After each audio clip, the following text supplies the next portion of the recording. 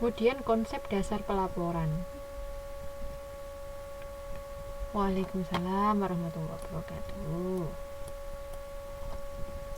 Setiap manajemen dalam perusahaan memiliki gaya yang berbeda dalam pembuatan laporan manajemen.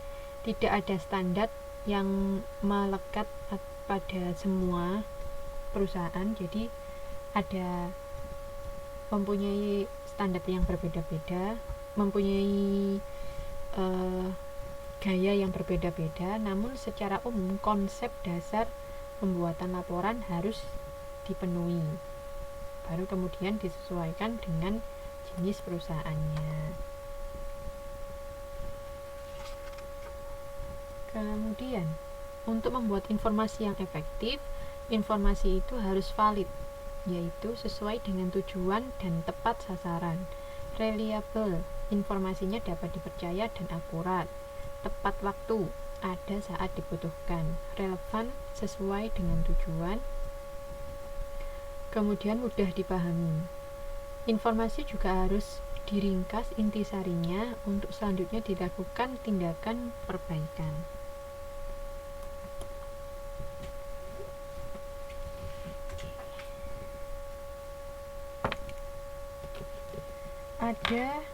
Kemudian ada yang disebut dengan laporan berulang dan laporan khusus. Harus dipisahkan saat disajikan kepada departemen controller. Mana yang berulang, mana yang khusus harus dipisahkan. Laporan berulang atau repetitif itu bersifat rutin dan reguler dan dilakukannya secara sistematik.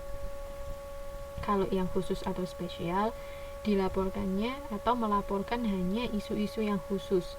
Formatnya juga mengikuti isi laporan, tidak harus formatnya sesuai sama PSAK atau apa, tapi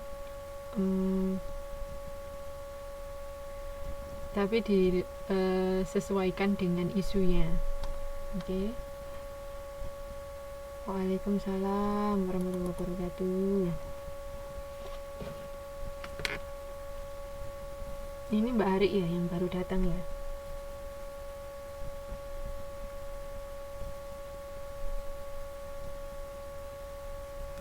Oke.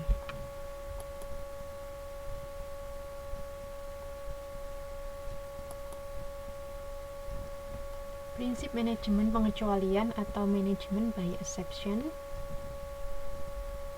Tujuan pengendalian yaitu mencari hal yang menyimpang dan mencari solusinya.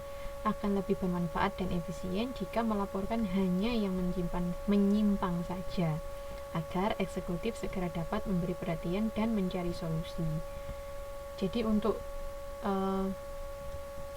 manajemen pengecualian ini yang dilaporkan bukan keseluruhan dari misalnya laporan keuangan, tapi dicari yang menyimpang-menyimpang saja, dilaporkan yang menyimpang-menyimpang. Terus kenapa kok demikian? Biar lebih cepat cari solusinya. Seperti itu. Lalu prinsip keterbandingan. Laporan aktual harus dibandingkan dengan laporan lahir agar dapat dievaluasi. Laporan aktual dapat dibandingkan dengan anggaran, standar, atau kinerja masa lalu. Keterbandingan berarti dibandingkan. Dibandingkan sama siapa? Bisa dibandingkan sama standar atau anggaran atau kinerja masa lalu untuk dievaluasi. Oke. Ada juga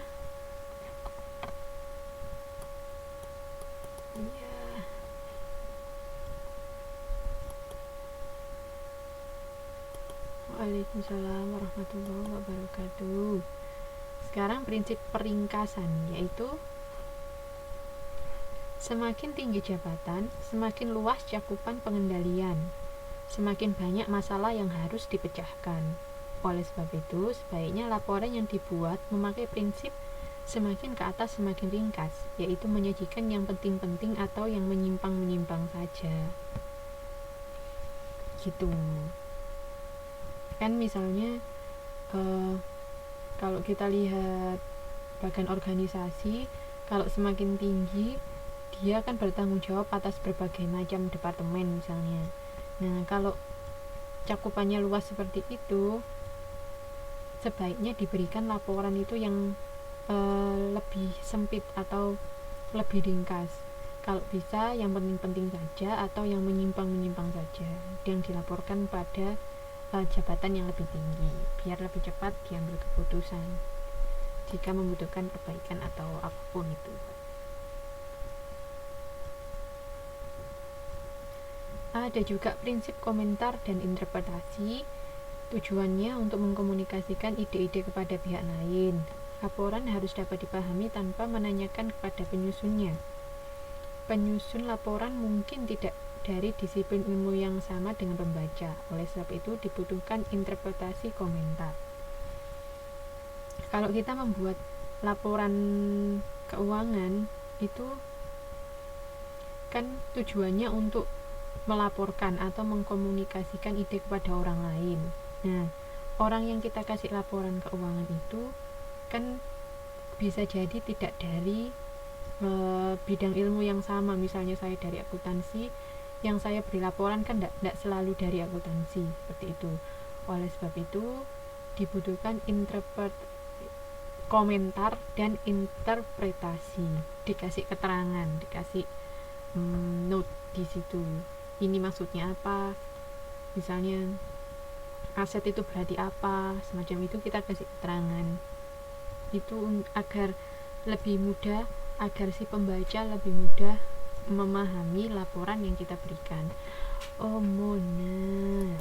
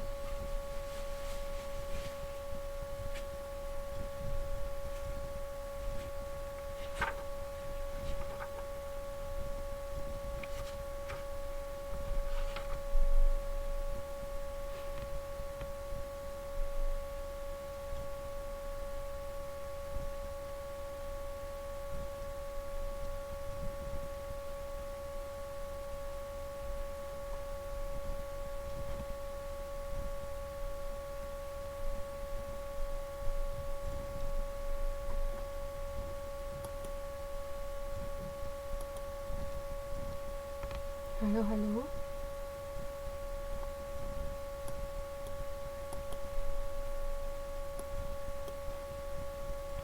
Halo.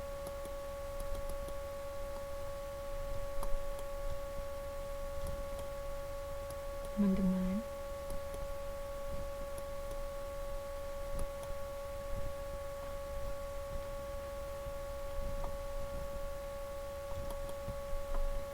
Halo. Maaf, mati lagi internetnya. Oke, sip.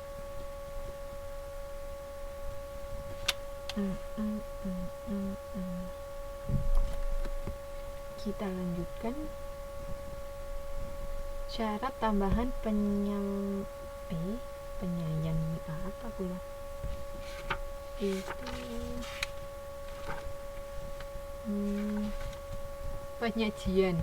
Syarat tambahan penyajian laporan yaitu memiliki nilai prediktif, sederhana dan jelas, menggunakan bahasa yang dapat dimengerti, menggambarkan hal yang sebenarnya, menyajikan hal-hal yang penting dan urgent, lampiran disesuaikan dengan jabatan pembaca, laporan harus bersifat penting, dan biaya pembuatan laporan diusahakan seefisien mungkin.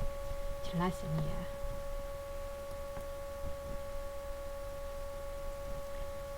Ini langkah-langkah untuk menyajikan laporan keuangan ada di halaman 912. Jadi di situ ada laporan yang bersifat rutin dan khusus. Kalau rutin menggunakan format sama seperti laporan seperti biasanya itu kan ada formatnya. Kalau laporan khusus menggunakan format yang